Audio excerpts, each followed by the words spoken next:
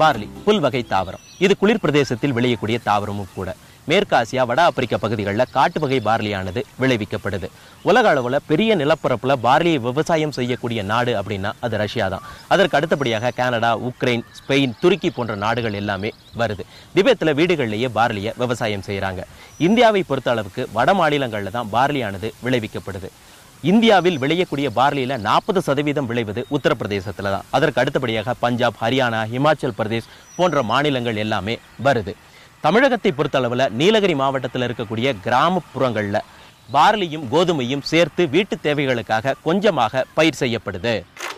சுமார் 13,000 ஆண்டுகளுக்கு முன்பே ஐரோப்பிய, ஆசிய கண்டங்கள் இணைந்த யுரேஷியாவின் தென்மேற்கு பகுதிகளில் பார்லி முக்கிய உணவாக இருந்திருக்கிறது. புதிய கற்கால மனிதன் முதலில் தயாரித்த மது வகை பார்லியை புளிக்க வைத்து தயாரிக்கப்பட்டதே. ஆதி எகிப்தியர்களும் பார்லியை கொண்டு மதுவும் ரொட்டியும் தயாரித்து உண்டிருக்கிறார்கள்.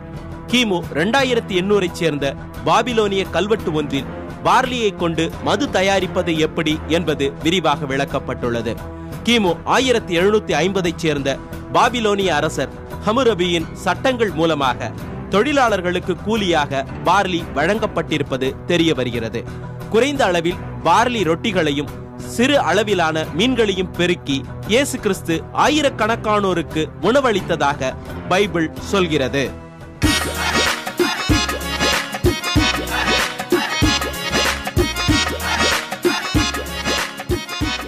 நான் இப்போ சித்திக் மலேசியன் பரோட்டா ரெஸ்டாரண்ட்ல இருக்கேன். என்னோட இருக்கிறது செஃப் சத்யராஜ். இப்போ என்ன சார் பண்ண போறீங்க? பார்லி ஃபிர்னி பண்ண போறோம். பார்லில ஃபிர்னி இல்லையா? ஓகே. இந்த பார்லி ஃபிர்னி பண்றதுக்கு என்னெல்லாம் பொருட்கள் தேவை? பார்லி, ரவை, நெய், ஏலக்காய், சர்க்கரை, பால், மில்க் மேட், முந்திரி, திராட்சை. நம்மளுக்கு இவ்வளவுதான் பொருட்கள் தேவை இல்லையா?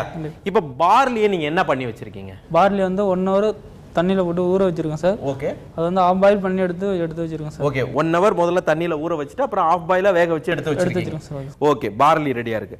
அப்புறம் ரவை என்ன பண்ணிருக்கீங்க? ரவை வந்து வறுத்து பொன்னிறமா எடுத்து வச்சிருக்கேன். வெறும்னே வறுத்தீங்களா இல்ல வேற ஏதாவது? நெய்யை ஊத்தி வறுத்துறீங்க. லேசா நெய் போட்டுட்டு அதுல வந்து பொன்னிறமா வறுத்து எடுத்துறீங்க. ஓகே. இப்போ பார்லி ஃபிர்னி செஞ்சிடலாமா? செஞ்சிடலாம் சார்.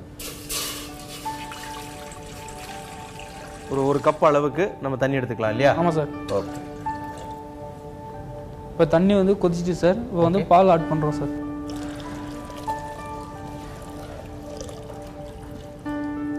இப்போ நம்ம ஒரு 1/2 லிட்டர் பாலை அதுல சேர்த்திருக்கோம் இல்லையா? இதுவும் நல்லா கொதிச்சு வரணும். கொதிச்சு வந்த பிறகு ரவை போடணும்.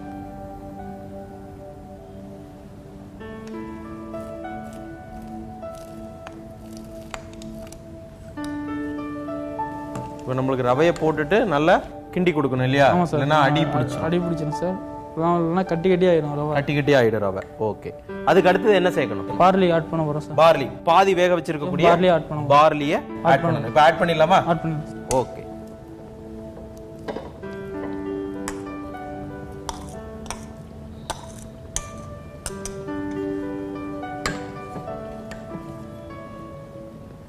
அரபு வீரர்கள் போர்க்களத்துக்கு போகும்போது எடுத்து சென்ற முக்கிய உணவாக பார்லியும் பேரிச்சம்பழங்களுமே இருந்திருக்குது. அவற்றை சாப்பிடுறதுனால உடலுக்கு உடனடி ஊட்டச்சத்தும் புத்துணர்வும் கிடைக்கும் அப்படிங்கிறது அரேபியர்களின் நம்பிக்கையாக இருந்திருக்கு. அது உண்மையும் கூட. பார்லி வாட்டர் சத்து மிகுந்தது. கைக்குழந்தைகள், நோயாளிகளுக்கு மட்டுமல்லாமல் அனைவருமே அடிக்கடி பார்லி நீரை குடிக்கலாம் அப்படின்னு பரிந்துரை செய்யப்படுது. பார்லி நீர் மூளையை சுறுசுறுப்பாக்கக்கூடியது, ஞாபக சக்தியை அதிகரிக்கக்கூடியது. உடல் எடையை குறைக்கணும் அப்படின்னு நினைக்கிறவங்க பார்லி நீரை அதிகமாக குடிக்கலாம். கர்ப்பிணி பெண்களுக்கு உண்டாகும் கால் வீக்கத்தை தடுத்து நீர் பிரிய செய்ய இந்த பார்லி நீர் உதவுது. அது மட்டுமல்லாம பார்லி அரிசியின் மாவு பகுதியில் நீரில் கரையக்கூடிய டெக்ஸ்ட்ரின் அப்படிங்கக்கூடிய பாலிசாச்சரைடும் மாச்சக்கரையும் இருக்குது. இது பார்லியை கொதிக்க வைக்கும் போது நன்கு நீரில் கரைந்து சிறந்த ஊட்டச்சத்து பொருளாக மாறுது. இப்போ நம்மளுக்கு பார்லி, ரவை எல்லாம் ஒண்ணு சேர்ந்துருச்சா? சேர்ந்துட்டு சார். இப்போ என்ன சேர்க்க போறீங்க? சர்க்கரை. சர்க்கரை. இது 1க்கு 2 பங்கா? ஆமா சார். 1க்கு 2 பங்கு சர்க்கரை சேர்க்க போறீங்க.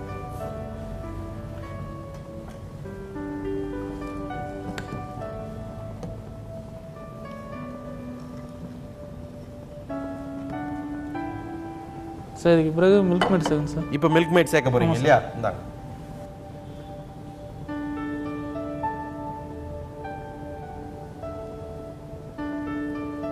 இது நம்மளுக்கு சுவைக்காக நம்ம என்ன அளவுக்கு வேணுமோ அந்த அளவுக்கு போட்டுக்கலாம். ஏற்கனவே சர்க்கரையும் போட்டிருக்கோம், மில்க் மேடும் சேர்த்துருக்கோம். இப்போ இதுல நெய் சேர்ப்பீங்களா? சேர்க்கணும் சார். சேர்க்கணும் இல்லையா? ஓகே, இப்போ சேர்க்க போறீங்களா? ஆமாம் சார்.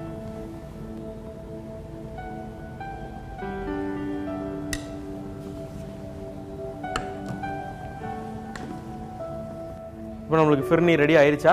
ரெடி ஆச்சு சார். இப்போ இதுக்கு மேல என்ன சேர்க்க போறீங்க? இப்போ ஏலக்காய் சேர்க்க போகிறோம் சார். ஏலக்காய் இல்லையா? பொடிச்சு வச்சிருக்கக்கூடிய ஏலக்காய். ஆமாம் சார். இது வந்து நல்லா வாசத்துக்காக போடுவாங்க சார், மனமாக இருக்கும். ஓகே.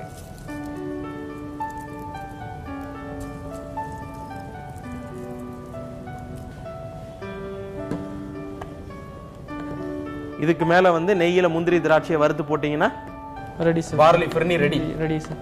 ஓகே. தேவையான அளவு நெய், முந்திரி சார்,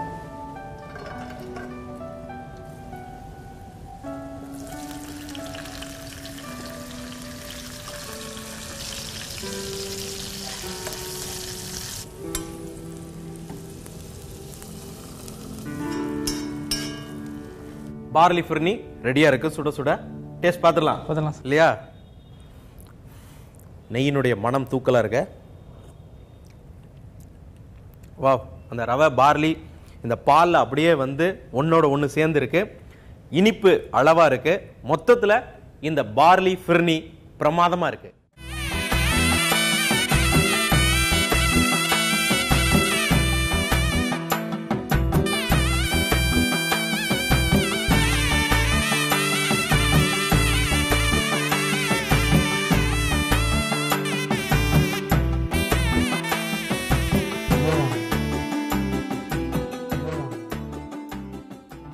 கிமு 7000 சமயத்திலேயே இந்திய துணைக்கண்டத்துல கோதுமை மற்றும் பார்லி போன்ற தானியங்கள் பயிரிடப்பட்டதாக ஆய்வாளர்கள் சொல்றாங்க.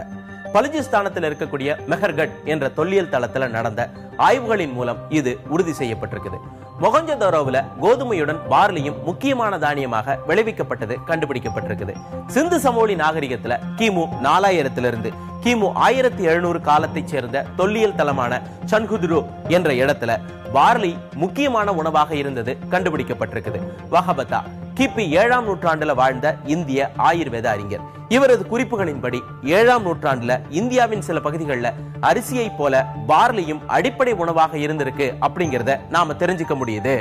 உலகின் பல்வேறு உணவு கலாச்சாரங்களில் பார்லி காணப்படுகிறது. குறிப்பாக கஞ்சி வடிவத்தில் தான் இவை உள்ளது. பார்லியுடன் இறைச்சி சேர்த்து அசைவ கஞ்சிகளும் தயாரிக்கப்படுகின்றன. துருக்கிய, ஈரானிய, கிரேக்க உணவு கலாச்சாரத்தில் இவை இடம்பெற்றுள்ளது. 19ஆம் நூற்றாண்டின் பாதி வரை கிழக்கு ஐரோப்பிய நாடுகளில் பார்லி தான் உடலுக்கு ஊட்டச்சத்து அளிக்கும் முக்கிய உணவாக இருந்திருக்கிறது. அதற்கு பின் அந்த மக்கள் உருளைக்கிழங்கை அதிகம் உணவில் சேர்க்க தொடங்கினார்கள். பிறகுதான் படிப்படியாக பார்லியினுடைய பயன்பாடு குறைந்தது. என்னோட இருக்கிறது செஃப் தாமு சார். இப்ப என்ன பண்ண போறீங்க?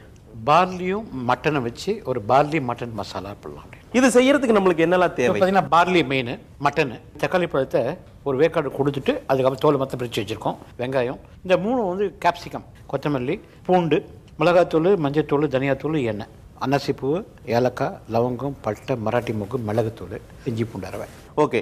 இது முதல்ல நம்ம வந்து மட்டனை என்னது பண்ணி வைக்கணுமா? அப்படியே வதக்கப்படும். அவ்வளவுதான். பார்லி என்ன பண்ணிருக்கீங்க? பார்லி ஆல்ரெடி ஊற வச்சிருக்கேன். ஒரு 1 மணி நேரம் வந்து தண்ணியில் ஊற வச்சிருக்கோம். அதை தண்ணி இருத்துட்டு அந்த பார்லி எடுத்து வச்சிருக்கோம். ஆமா, அவ்வளவுதான். இப்போ ஆரம்பிச்சிடலாமா? ஆரம்பிச்சிடலாம். சூப்பர்.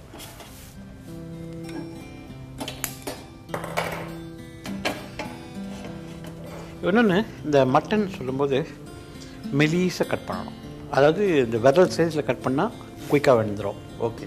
சாதாரணமாக ஒரு குக்கிங் டைம் சொல்லும்போது மட்டன் வேகிறதுக்கு வந்து 15லேருந்து 20 நிமிஷம் ஆகும். ஓகே.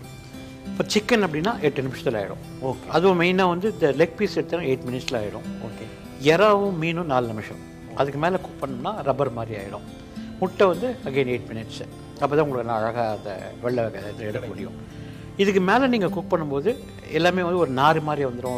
கடிச்சு துப்புற மாதிரி தான் இருக்கும், முழுங்குற மாதிரி இருக்காது. ஸோ இந்த டைமிங்கோடு நீங்கள் ஃபாலோ பண்ணிங்க அப்படின்னா கண்டிப்பாக அந்த பொருள் வேஸ்ட் ஆகாது. ஆக்சுவலாக நல்லா இருக்கும், சுவையாக இருக்கும், சுவை குறையாமல் இருக்கும். ஸோ எண்ணெய் ஊற்றிக்கிறேன். எண்ணெய். இப்போ நம்ம மட்டன் எவ்வளவு எடுத்துக்கிறோம், எவ்வளவு பார்லி எடுத்துக்கிறோம்? சூப்பர். நான் எடுக்க போகிறது கையளவில் பார்லி 2 கை எடுக்கிறேன். ஓகே. ஊற வச்ச பார்லி 2 கை, மட்டன் 1/4 கிலோ, பட்டை, லவங்க 2, ஏலக்காய் வேணும்னா போட்டுக்கோங்க, இல்லைன்னா வேண்டாம். 2 ஏலக்காய், 2 அன்னாசி பூவு, 2 மராட்டி மொளகா. சாதாரணமாக பை நேச்சர் மட்டனில் கொஞ்சம் எண்ணெய் வரும், கொழுப்பு வரும். அதே மாதிரி சிக்கனில் நீங்கள் தோலோடு வதக்கும் போது எண்ணெய் இருக்கும், அப்போ எண்ணெய் கம்மியாக ஊற்றிக்கலாம். ஓகே. ஸோ அதனால அந்த எண்ணெயோட அது சாப்பிடும்போது தான் உங்களுக்கு அந்த டேஸ்ட் வந்து நல்லா இருக்கும் ஆக்சுவலாக. ஓகே. இப்போ பிரியாணி பண்ணும்போது சாதாரணமாக 1க்கு 1 போடுறோம். 1 கிலோ அரிசினா 1 கிலோ மட்டன் போடுறோம். 1க்கு 1.5 போட்டிங்க அப்படின்னு வச்சுக்கோங்களேன், பிரியாணி டாப் டாக். ஓகே. அதனுடைய அந்த எசன்ஸ் உள்ள இறங்கிரும். அதேதான். ஓகே. சாறு இறங்கிருக்கும். ஆமாம். ஓகே. இப்போ எண்ணெய் சூடாயிடுச்சு. இதில் நான் 1 கை வெங்காயம் போட்டுக்கிறேன். ஓகே. ஓகே. வெங்காயம் ஆல்மோஸ்ட் டன். ஓகே. இப்போ இதில் இஞ்சி பூண்டு அரை சேர்த்துக்கலாம். இதையும் போட்டு நல்லா மிக்ஸ் பண்ணிக்கணும். மட்டன் எடுத்துக்கலாமா? இப்போ மட்டன் சேர்க்க போகிறோம். இப்போ இது கலர் மாறணும், இது அதை வதக்கணும். இந்த ஸ்டேஜில் கொஞ்சம் உப்பு போட்டிங்கன்னா அது மட்டன் உப்பு இழுத்துக்கும். சாதாரணமாக உப்பு போட்டால் வேகாதுன்னு சொல்லுவாங்க, அதெல்லாம் இல்லை. இப்போ இது மட்டனுக்கு தேவையான அளவு உப்பு போட்டிருக்கேன் நான். அதை போட்டு வதக்கிறேன்.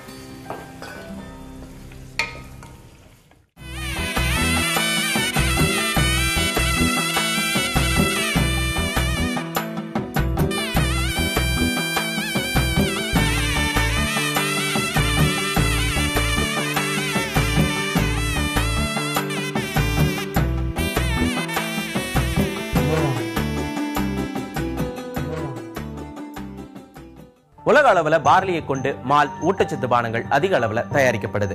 ரொட்டி, பிஸ்கெட், கேக், குக்கீஸ் போன்ற பேக்கரி உணவு வகைகளும் அதிக அளவுல தயாரிக்கப்படுது. பீர் போன்ற மதுபானங்கள் தயாரிக்க தான் இந்த பார்லி மிக அதிக அளவுல பயன்படுத்தப்படுது. தவிர கால்நடை தீவன தயாரிப்பிலையும் இந்த பார்லி பயன்படுத்தப்படுகிறது. பார்லியினுடைய தாவரம் காகிதம், அட்டைப்பட்டி தயாரிப்புகள்ல உதவி செய்யுது. பார்லியிலிருந்து கிடைக்கக்கூடிய ஸ்டார்ச் பல்வேறு தொழிற்சாலைகளுக்கு பயன்படுது.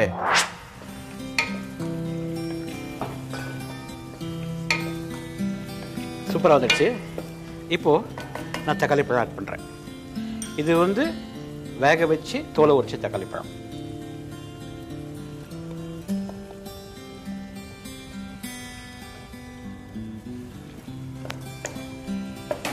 மிக்ஸ் பண்ணிக்கிறேன்.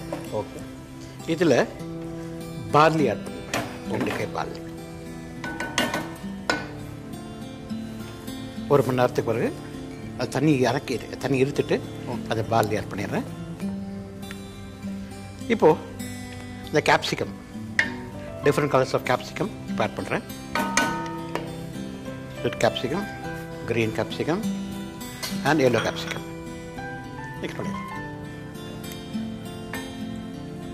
நல்லா அழகாக ஜெல் ஆகிடுச்சு. இப்போது இதில் பொடியாக நறுக்கின பூண்டு போட போகிறோம்.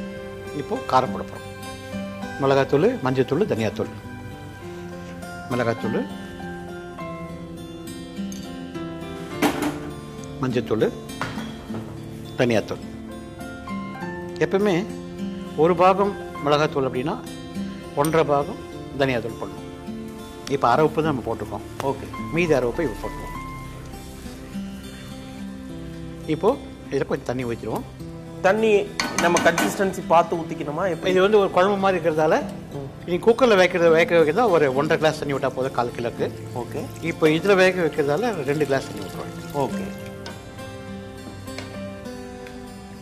எவ்வளவு நேரம் இது வெந்து வரணும்? 15 நிமிஷம். 15 நிமிஷம். 15 மினிட்ஸில் ரெடி ஆகிடும். ஓகே. இப்போ இதுக்கு மூடி போடணுமா? நம்ம மூடி போடணும். இதுக்கு மீதி உப்பு போட்டுக்கிறோம். இப்போ மற்றது எல்லாத்துக்கும் சேர்த்து ஆமாம். மூடிடலாமா? மூடி. சூப்பர். சமஸ்கிருதத்தில் பார்லி யவா என்று அழைக்கப்படுகிறது. ரிக்வேதத்தில் குறிப்பிடப்பட்டுள்ள ஒரே தானியம் பார்லி மட்டுமே. சுஷ்ருத சம்ஹிதையில் பசியின்மையை போக்க, தாகத்தை நீக்க, நரம்பு தளர்ச்சியை குணப்படுத்த பார்லியை உண்ணுமாறு குறிப்பிடப்பட்டுள்ளது. தவிர அந்த காலத்தில் இந்தியர்கள் பார்லி மாவில் ரொட்டி செய்தும் உண்டுள்ளார்கள். பார்லி மாவுடன் தேன் கலந்து இனிப்பு செய்தும் சாப்பிட்டிருக்கிறார்கள் என்பது போன்ற பல குறிப்புகள் பல சமஸ்கிருத நூல்களில் காணப்படுகின்றன. புத்த மதத்தை பின்பற்றுபவர்களது தினசரி உணவில் பார்லி இருந்திருக்கிறது. கிபி 12ஆம் நூற்றாண்டில் காஷ்மீருக்கும் இமயமலை பகுதிகளுக்கும் வந்து சென்ற வெவ்வேறு நாட்டைச் சார்ந்த பயணிகளின் குறிப்புகளின் மூலமாக பார்லி அப்போது அந்த பகுதிகளின் ஏழை மக்களின் முக்கிய உணவாக இருந்திருப்பதை அறிய முடிகிறது. 14ஆம் நூற்றாண்டில் இந்தியாவுக்கு வந்து சென்ற மொரோக்கோ பயணியான இபின் பாதுதாவின் குறிப்புகளின்படி பார்லி குதிரைகளுக்கான முக்கிய தீவனமாக இங்கே பயன்படுத்தப்பட்டிருப்பது தெரிய வருகிறது. கிபி 1520 விஜயநகர பேரரசுக்கு விஜயம் செய்த போர்த்துகீசிய பயணியான டொமிங்கோ பாஸ் அங்கே மக்கள் பார்லியை விரும்பி உண்டதாக குறிப்பெழுதி வைத்துள்ளார். 15 நிமிஷம் ஆயிடுச்சு. 15 நிமிஷம் மட்டன் நம்ம சொன்ன இந்த ஸ்ட்ரிப்ஸ் ஆஃப் மட்டன் அழகாக குக் ஆகிடுச்சு. பார்த்தீங்க அப்படின்னா வாவ். இப்போ எனக்கு வேண்டியது ஒரு நல்ல சூடான 2 கல் தோசை, அவ்வளோதான். அது மேலே ஊற்றி சாப்பிட்றதுக்கு ஃபினிஷிங் வந்து கொத்தமல்லி சூப்பர் போட்டு ஒரு கிண்டியாச்சு அப்படின்னா சூப்பரான. அப்புறம் இதுக்கு மேலே வந்து உங்களுடைய டச்சஸ் ஒன்று கொடுக்கணுமே, பெப்பர். கடைசியாக ஃபினிஷிங் அப்போ நான் சொன்னது மிளகுத்தூள் போட்டு அதை மிக்ஸ் பண்ணிட்டீங்கன்னா வாவ், நம்மளுக்கு ரெடி. அடுப்பு பண்ணிச்சுதான். Okay, so mutton barley masala super ready ஆயிடுச்சு. ஆவி பறக்குது. டேஸ்ட் பார்த்துக்கலாம் இல்லையா? சூப்பர்.